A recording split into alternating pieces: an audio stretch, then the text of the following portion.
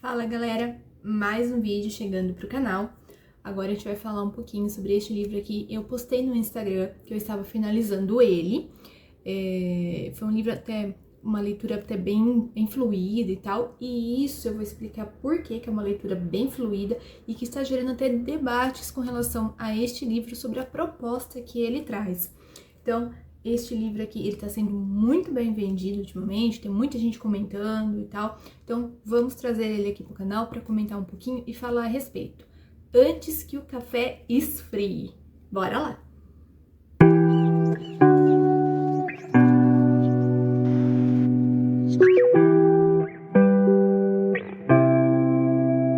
Primeira coisa, a gente tem que saber que este livro aqui, Antes que o café esfrie, ele vem de uma trilogia, então hoje já tem 3 lançados, este aqui é o primeiro, então eu só li o primeiro, não dá pra comparar com os outros, então a gente vai falar exclusivamente deste aqui, tá bom? Antes que o café esfrie, o primeiro volume aqui que foi lançado.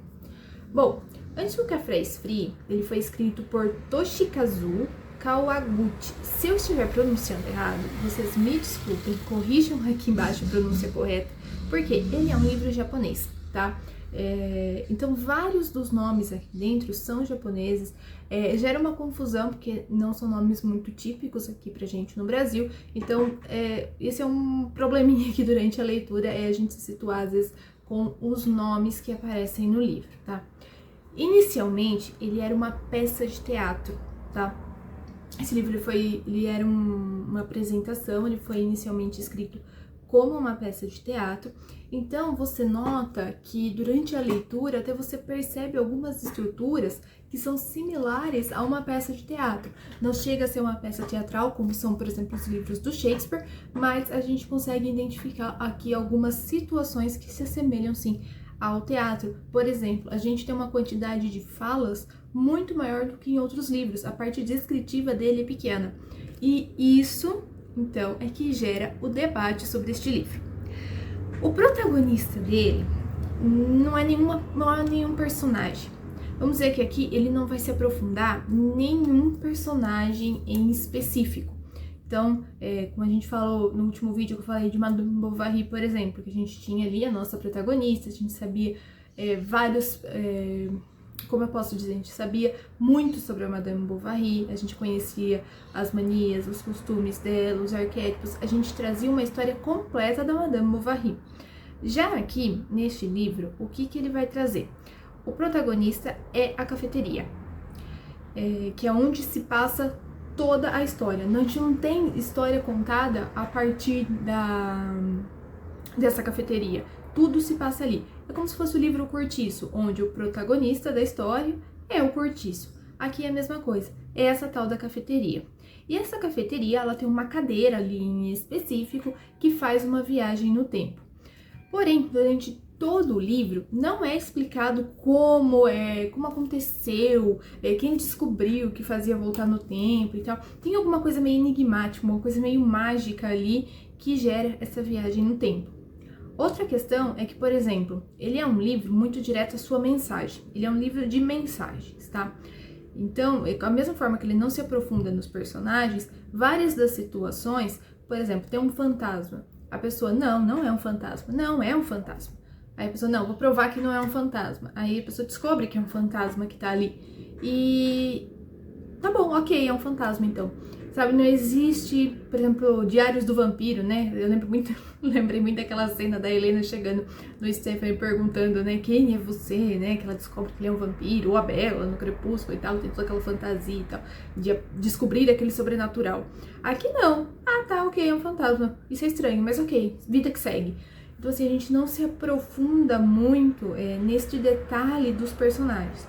A gente não sabe também muitos detalhes. A gente consegue ter ali uma descrição breve de algumas histórias, de algumas coisas, mas ali, como diz, é breve. A gente não se aprofunda em nenhum personagem. Por isso é muito difícil para algumas pessoas conseguirem se identificar com a história, por não trazer essa parte descritiva tão forte no livro. A gente não consegue se situar. Mas a proposta deste livro é exatamente isso. Ele é um livro onde o protagonista é uma cafeteria e o cerne da história é uma viagem no tempo, que é o que acontece aqui. Então, é por isso que a gente não consegue ter essa identificação com os personagens. Eles são, de formas gerais, eles são rasos, porque a ideia é trazer uma mensagem. Eu enxergo desta forma a proposta deste livro. Ele é um livro de mensagem, que era uma peça de teatro, e hoje ele virou um livro e tal, está sendo vendido, está sendo muito popular e tal, muito divulgado, enfim.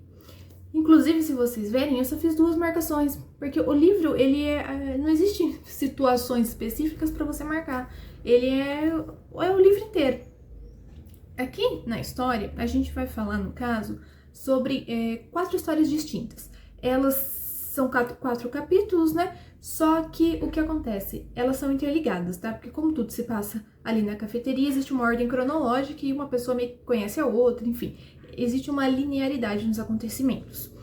E a gente tem aqui 200 páginas, mais ou menos. 200 páginas para 4 histórias, a gente já consegue entender um pouquinho por que não é tão aprofundado. São poucas páginas que levam para cada personagem. Nessas 4 histórias, a gente vai falar sobre relações. Então, por exemplo, aqui a gente tem uma passagem que é a primeira, sobre namorados. Então, existe um término ali de relacionamento, e nesse término de relacionamento, a mulher, a namorada da relação, ela queria saber o que iria acontecer se ela mudasse essa situação no dia desse término. Então, ela resolveu ir até a cafeteria, porque o término aconteceu nessa cafeteria, e ela queria voltar no tempo para falar algumas palavras que estavam ali, digamos, entaladas na garganta. Pois bem, na viagem do tempo existem algumas regras muito específicas. Uma delas é que você não pode mudar o que aconteceu. Então, independentemente se a pessoa terminou com ela, se a pessoa morreu e tal, você não consegue alterar a história. O que você faz no passado não vai alterar o presente, independentemente do que aconteça. Ele permanece igualzinho. Segundo, existe uma cadeira em específico que ali senta um fantasma. Não sei a história desse fantasma, fiquei muito curiosa, gostaria de saber. E onde senta essa cadeira, que senta essa fantasma, aí no caso, ela levanta dessa cadeira uma vez por dia para ir ao banheiro. E é neste momento que você consegue sentar nesta cadeira. Ali é servido um café, e aqui vem o significado do título do livro, Antes que o Café Esfrie. Quando você faz a viagem no tempo, você tem um prazo para voltar, que é exatamente antes que o café esfrie. Você tem que voltar e tomar toda a xícara de café antes que ele esfrie. Bom, aí vem a questão, mas por que eu vou viajar no tempo se eu não posso mudar? A ideia de muitas pessoas, né, é querer, a gente sempre tem aquela coisa, se eu voltasse no tempo eu mudaria tal coisa, eu mudaria isso e tal. E a gente sabe que aqui neste livro a gente não pode mudar o que aconteceu, ele vai continuar acontecendo da mesma forma e o futuro vai seguir da mesma forma. E aqui este livro ele mostra uma ideia bem interessante que eu gostei muito, que a ideia não é você mudar a linearidade dos acontecimentos, não é você mudar o que aconteceu, é mudar a si mesmo, ver aquela esperança. Então, em todos esses personagens que voltaram para o passado e um caso para o futuro, que também é possível, é uma viagem no tempo, né?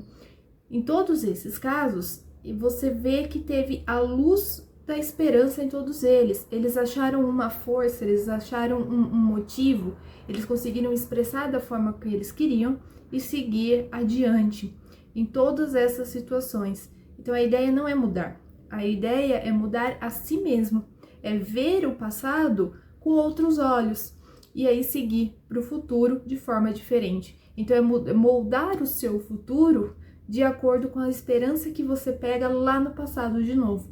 Então, isso eu achei sensacional. Teve um caso aqui que, assim, é um pouco de spoiler, então caso você não queira saber, pode pular um pouquinho o vídeo pra frente, tá? A irmã, ela faleceu, e aí essa protagonista, né, da história, ela resolve então voltar no tempo para poder conversar com a irmã e se desculpar. Ela sabia que ela não podia retornar ao ponto onde a irmã falecia. A irmã iria falecer de qualquer forma. Então, ela não conseguiria mudar essa situação. Mas ela conseguiu enxergar uma outra forma da família dela, da vida dela, fazer uma promessa, cumprir essa promessa e ver o quanto essa promessa agregou nela. Ela mudou o seu futuro com base em uma mudança que ela conseguiu, uma visão que ela conseguiu ter do passado. É mais ou menos por esse sentido. Então, é nisso que as pessoas têm que se ater quando elas vão ler Antes que o Café Esfrie. Ele é uma mensagem nua e crua, tá? Ele não vai se aprofundar, como eu já disse, em personagens. Ele é raso nesse sentido. A gente não consegue delimitar muito bem. Tanto é que existem alguns personagens que os nomes, por serem alguns nomes serem muito similares, eu acabava confundindo. Eu quase tive que fazer uma listinha ali para falar, essa pessoa é tal, essa aqui é tal, essa aqui é tal, porque a gente não consegue se aprofundar muito nelas. Parece que fica uma coisa um pouco rasa. Porque ele é um livro puramente de mensagem, tá? E ele tem essa questão também de ter sido um teatro, então ele tem uma pegada um pouco diferente, embora tenha passado para livro, a gente nota ainda algumas coisas. Eu, particularmente, consigo notar. Inclusive, tem uma situação muito interessante, porque quando você entra na cafeteria, você abre uma porta e essa porta tá com um sininho. E aqui ele colocou escrito o ding dong, né? Não sei se vai pegar aqui pra vocês, mas o ding dong da campainha tocando. Então sempre quando algum personagem vai entrar em cena, tem esse ding dong ali, porque informa que essa pessoa tá entrando dentro da cafeteria. Isso eu achei bem bacana. O livro, em geral, a diagramação tá muito boa, eu gostei, a arte até tá bonitinha, aquela aqui tá bem legal. Como eu já disse, ele tem umas 200 páginas, tá? E é um livro rápido, fluido, porque ele é uma mensagem. Ele não vai ter muita descrição, e quando tem mais diálogos, a gente consegue fluir de forma muito mais rápida do que seria, por exemplo, num livro altamente descritivo. Eu vou ler um pouquinho aqui atrás para vocês, como de costume, como eu sempre leio. E você? Quem gostaria de encontrar uma única e última vez, se fosse possível viajar no tempo? Um grande amor, um filho, um irmão, um amigo, para quem você gostaria de dizer algumas derradeiras palavras, ou mesmo o que nunca foi dito? Para alguém que já se foi ou que está por vir? O que você gostaria de ouvir daquela pessoa que tanto lhe faz falta? Quais sentimentos presos na garganta vieram à tona? Viajar para se redimir, para se desculpar, para agradecer, para corrigir algo, para chorar até curar o coração, para entender o presente, para dizer certas verdades, para descobrir o porquê, para poder seguir em frente. Né? Até aqui ele coloca em vermelhinho, né, maior aqui a parte, informando, né, para poder seguir em frente. E isso é o clássico, né, deste livro aqui, é o cerne todo do livro, é viajar no tempo para seguir em frente, era ir para o passado para poder seguir em frente. Então, é muito interessante a proposta que ele traz. Ele é um livro fluido, ele é um livro rápido, ele é um livro direto, ele é um livro que arranca lágrimas em alguns momentos, porque ele traz situações emocionantes. Ele não é um livro para você, digamos, se identificar, como eu já disse. Ele é um livro para você pegar, sabe aquele dia de chuva, que você quer ler algo leve, ao mesmo tempo com uma mensagem ali e tal? Ele é este livro. Aquele dia chuvoso, aquele dia que você não tá fazendo nada, você pega e lê este livro. Ele tem essa característica. Isso está agradando algumas pessoas, não está agradando outras, enfim, acontece, nem todo livro é perfeito, nem todo livro agrada a todos. Então leia, quando vocês, se vocês forem ler, leiam com esta ideia, com esta proposta. Este livro, ele não é um livro igual aos outros como a gente está acostumado. Por exemplo, Bem-vindos à Livraria Humandong. Ela tem uma pegada diferente. Não é, eu imaginei que seria algo similar a isso aqui e já não foi tanto. Então, assim, a gente tem que ter que a proposta desse livro, ele é uma proposta diferente e ele veio de um teatro, tá bom? Então, vou deixar aqui pra vocês mais esta resenha, Antes que o Café Esfrie.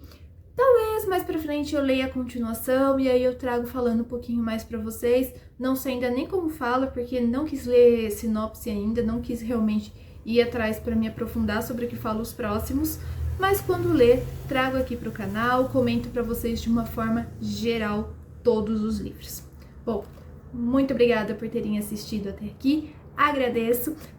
Curtam, compartilhem, comentem, se inscrevam, ajudem o canal aqui a crescer, por favor. E até a próxima!